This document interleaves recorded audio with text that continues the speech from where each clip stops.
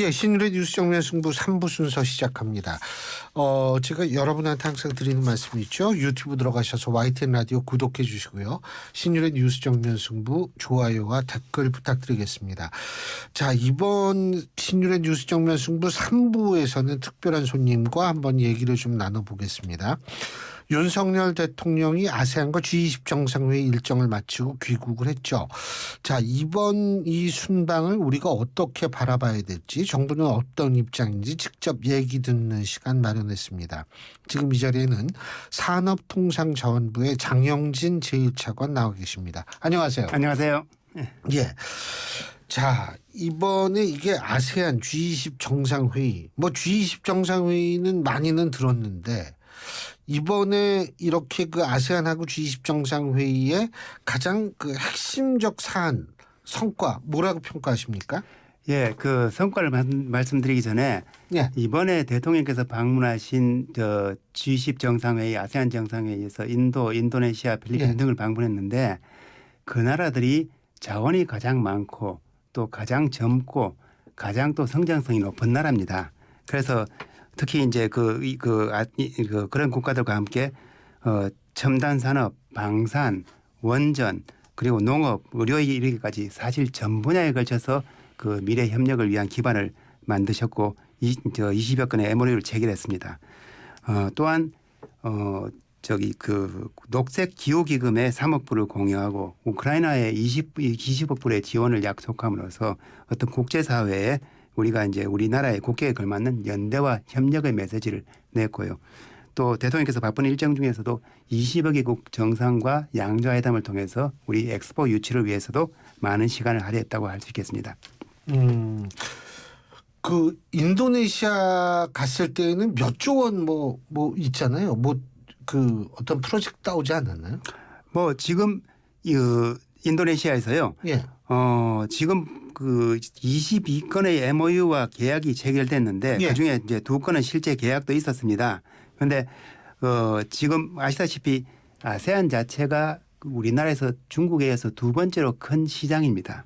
그렇게 해서 이번에 아세안 정상회의에서 사실은 조금 거대 담론으로서 한 아세안 연대 구상 후속 조치를 발표함으로써 아세안과 모든 분야에서 함께 가겠다 이런 비전을 발표했고요. 특히 인니하고는 전기차라든가 핵심 광물이라든가 공급망 이런 분야에서 구체적인 그 협력 방안을 마련한 바가 있습니다. 예. 그 아까 녹색 기후 기금 말씀하셨죠.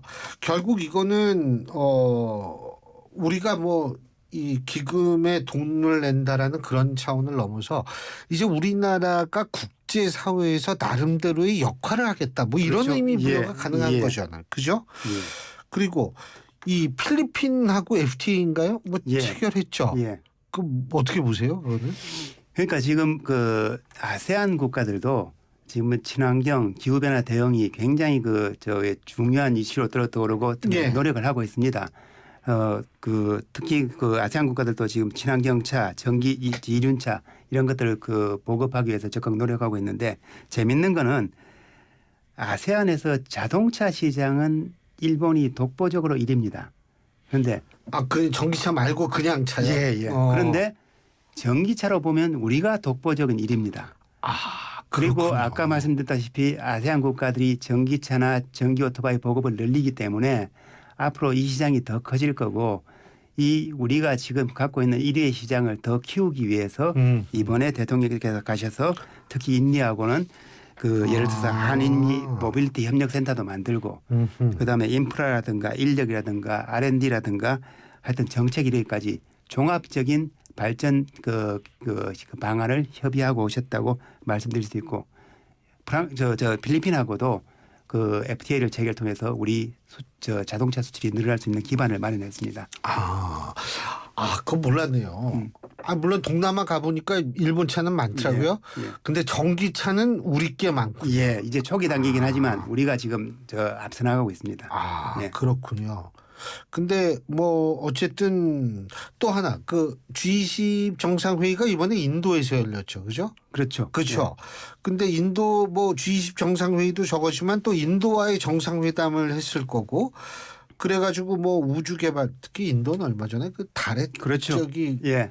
뭐 남극인가 뭐 예, 어디에 예, 그 예, 착륙선도 예. 느리고 예. 기술이 대단하잖아요. 맞습니다. 그러니까 이게 우리가 경제적으로 도와줄 수 있는 부분도 있지만 또 우리가 이 가져올 수 있는 기술 맞습니다. 협력할 수 있는 예. 부분도 있을 것 같은데 그죠? 네. 뭐 어떻게 효과를 어떻게 기대하세요? 그 이제 인도가 정말 정치적으로나 경제적으로나 굉장한 잠재력을 갖고 있고 실제로 이제 슈퍼파워 아닙니까? 세계 인구 1위래요. 그렇습니다. 예. 그런데 이제 이번에 가서 대통령께서 하신 거는 세 가지로 볼 수 있는데 첫 번째 아까 말씀하신 우주 협력인데 사실 이번에 인도네시아 가시기 전에 대통령께서 미국하고 지난 4월에 갔을 때 나사하고 협력을 먼저 얘기하셨어요. 아. 예. 그래서 이번에 말씀하셨다시피 이제 인도네시아가 세계 최초로 달 남극에 그 탐사선을 착륙시킨 나라. 인도네시아가 아니라 인도가. 예, 인도 맞습니다. 인도가.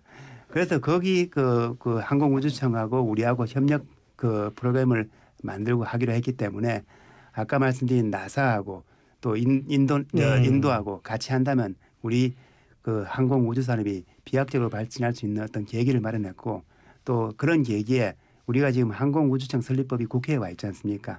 그래서 국회에서 이 법이 조속히 통과돼서 우리가 좀 더 그 인도 그다음에 미국과의 협력을 바탕으로 우리 항공우주 산업이 좀 발전할 수 있는 계기가 빨리 만들어야 되겠다 하는 얘기고요. 그다음에 인도도 우리하고 굉장히 협력을 하고 싶어 합니다. 원전 뭐 첨단 산업 여러 가지 하고 있는데 그 분야에 특히 이제 방산 같은 경우는 지금 자주포를 우리 한국 제품을 이제 들여와서 쓰고 있습니다. 그런 부분을 좀 더 확대하고 또 IT라든가 자동차 부분도 더 확대하고 싶어 하기 때문에 그런 부분에서 이번에 좋은 계기를 마련했다 할 수 있겠습니다. 사실 제가 그러니까 IT 말씀하시니까 우리나라에서도 이 IT 쪽에서는 인도 쪽하고 그 개인 기업 차원에서 인도의 전문가들을 많이 또 우리나라 기업에서 활용을 한다라는 거를 제가 얼핏 본 것 예, 같거든요. 그렇습니다. 예. 지금 인도가 이제 인구 1위 대국이기도 하지만 그렇죠. 그런 소프트웨어라든가 전자공학 인력 배출이 많기 때문에 우리 기업들이 인도 엔지니어들을 한국으로 불러들이기도 하지만 인도에 지사를 현지. 세워서 네. 그렇게 이용하는 경우도 많이 있다고 들었습니다. 다만 이제 우리는 이제 지금은 그렇게 하지만 우리 스스로도 소프트웨어라든가 IT 인력을 더 키워야 된다는 그런 과제는 있습니다. 물론 그렇겠지만 어쨌든 인도가 그런 데인 것 같더라고요. 예. 그러고 그 얘기도 좀 요새 중국에서 말이에요. 예. 요소 비료죠, 사실. 예. 그죠? 요소 예, 비료인데 그거 뭐 수출 제한하겠다 이렇게 나오니까 야 이것도 무슨 요소수 대란 일어나는 거 아니냐? 예. 그래가지고 막 어떤 분은 막 엄청 사가지고 가고 그런 모양이에요. 뭐 그런 있었는데 예. 이번에 이제 정부 각 부처에서 좀 신속히 대응해서 조금 진화를 했는데 이제 요지는 중국 정부 차원에서 어떤 조치를 한 것이 아니고 중국의 기업이 어떤 자기들 시장 원리에 따라서 좀 수출 제한을 한 겁니다. 그런데 예. 뭐 저희들이 과거에 이제 한번 이제 곤란을 겪은 경험이 있어서 뭐 저희들 수입선 다변화도 이미 해놨고 또 비축도 많이 해놨어. 수입선 다변화 그게 중요하죠. 예, 이번에 간 인도네시아도 대표적인 수입선이고요. 그렇군요. 예, 그래서 지금 저희들이 뭐 비료용이든 차량용이든 2개월 이상의 재고를 다 확보하고 있기 때문에 뭐 국민들께서 크게 걱정하실 필요는 없을 것 같고 또 중국하고도 계속 지금 협의를 하고 있습니다. 그래서 지금 시장도 이미 안정화돼 있어서 앞으로도 큰 충격은 없을 거라고 생각합니다. 사실 요소수가 뭐 고도의 기술이 필요할 건 아니잖아요. 우리가 못 만들어서가 아니라 글쎄요. 비용 대비 뭐 이런 걸 따져가지고 안 하는 것 같은데 그래서 그거는 확실하게 걱정할 필요가 없다는 거죠. 없습니다. 그때 하도 고생하시는 분들 맞습니다. 많은 분들이 고생하셨죠. 특히 이제 화물차 운행하시는 분들은 그렇습니다. 진짜 이거는 생계하고 직결되는 문제이기 때문에 우리 산업에도 영향을 미쳤고요. 그렇죠. 근데 이제 우리가 한번 겪었으니까 지금은 그런 일은 일어날 확률이 거의 없다 이 말씀이시고요. 그리고 또 한 가지는 제가 이제 사실 좀 궁금한 게 하나 있는데 이거는 제가 개인적으로 궁금한데 윤석열 대통령이 오늘 그런 얘기를 한 모양이에요. 그러니까 우리나라 기업이 있는 나라에는 어디든 내가 한 번씩 꼭 가겠다. 근데 이렇게 기업이 활동하고 있는 현지에 대통령이 한번 가면 많이 좋아집니까? 기업 여건이요? 실제 우리 기업들이 세계 곳곳에 나가 있는데 예. 굉장히 그 나라에서 좋은 대접을 받고 있고요. 예. 그렇지만 애로사항들이 있습니다. 예. 그러니까 외국 기업 입장에서 풀 수 없는 어려운 문제가 있는데 우리 정상께서 한번 가서 정상 간의 얘기를 하면은 쉽게 풀리는 경우가 많이 있고 이번에 인도네시아나 인도 가서도 그런 사례들이 많이 있었습니다. 예. 그러니까 이렇게 정상에 한번 가면은 기업 활동이 아무래도 그쪽에서 좀 원활하게 된 측면이 있다. 그리고 지금 대통령께서 해외 순방을 가실 때마다 과거에 비해 양자회담을 굉장히 많이 하십니다. 예. 하실 때마다 기업 애로를 얘기하시고 하시기 때문에 기업들이 실질적으로 도움을 많이 받고 있다고 얘기를 들었습니다. 네. 아니 그러고 뭐 사실 산업통상자원부의 뭐 전적인 그쪽 소관이다라고 얘기할 수는 없지만 중국 말이에요. 예. 중국이 경제가 좀 요새 많이 흔들리잖아요, 솔직히. 예. 그게 사실 전년 동기 대비 그래가지고 그러니까 이 수출입액이 굉장히 줄었다고요. 예. 그래서 미국하고 얼마 차이가 안 날 정도로 줄었는데 일각에서는 이게 한미일 협력 때문에 중국이 이렇게 되는 거 아니야? 근데 그게 아니라 중국의 경제 상황 때문에 그런 거죠. 경제 상황이 하나가 있고요. 또 중국이 이제 1년 전에 과거에 수출이 좀 좋았기 때문에 소위 기저효과라는 것도 있어서 그런 부분이 조금 국민들이 그렇게 해서 크게 우려하실 사항은 아니고요. 뭐 저희들이 지금 무역 상황이 다른 나라에 비해서는 상대적으로 좋습니다. 뭐 중국이라든가 대만이라든가 일본이라든가 같은 나라들은 우리보다 훨씬 더 상황이 안 좋고. 그래요? 예. 그래서 저희들은 지금 최근에 석 달 연속 무역 흑자를 보이고 있고 수출 증가율이 지금 약간 마이너스인데 4, 4분기에는 그것도 플러스로 돌아서기 때문에 주요국에 비해서는 중국이 안 좋아도. 예. 그럼에도 불구하고 반도체도 회복되고 좀 다른 것도 호조를 보이고 있기 때문에 아마 4, 4분기에서는 수출도 플러스로 돌아서고 무역 흑자도 지속돼서 우리 국민들이 조금 걱정이 좀 덜하지 않을까 그런 기대를 가지고 잘 있습니다. 풀려야겠죠. 근데 지금 반도체 말씀하셨는데 말이에요. 지금 우리나라에서 뭐 SK 하이닉스라든지 아니면 삼성이라든지 이게 중국에도 공장이 있단 말이에요. 근데 이게 지금 미중 갈등 때문에 거기에 어떻게 추가적인 설비도 가능한가에 대해서 여러 가지 좀 걱정 어린 시선도 있고 거기에 어떤 정부의 대비책이 있습니까? 지금 그 문제에 대해서는 정말 지난해부터 계속 미국과 긴밀하게 협의를 하고 있고 미국에서 우리 입장을 잘 이해하고 있습니다. 그래서 저희들이 어떤 미중 갈등 문제 때문에 중국에 있는 우리 한국 기업들이 피해를 보지 않도록 지금 노력하고 있고 지금까지는 큰 피해 없이 잘 지내고 있고 앞으로도 상황 관리를 통해서 우리 기업들이 중국에서 기업 활동하는 데 지장이 없도록 하겠다는 말씀을 드립니다. 그렇죠. 그게 또 국민들도 우리나라가 특히 반도체로 먹고 사는데 걱정을 많이 하는데 얼마 전에 아주 신기한 일이 하나 있었죠. 뭐냐면 일본에서 만든 휴대폰을 뜯어보니까 거기 중국에서 만든 휴대폰을 뜯어보니까 여기 우리나라 반도체가 들어가 있는 거예요. 근데 우리나라 SK 하이닉스 쪽에는 우리가 중국에 판 적이 없다라고 얘기를 하고 있고요. 어떻게 뭐 기적이 일어난 건지가 어떻게 된 거예요? 굉장히 복잡한 이슈인데 뭐 저희들뿐만 아니고 뭐 다른 외국 제품들도 같이 들어가 있습니다.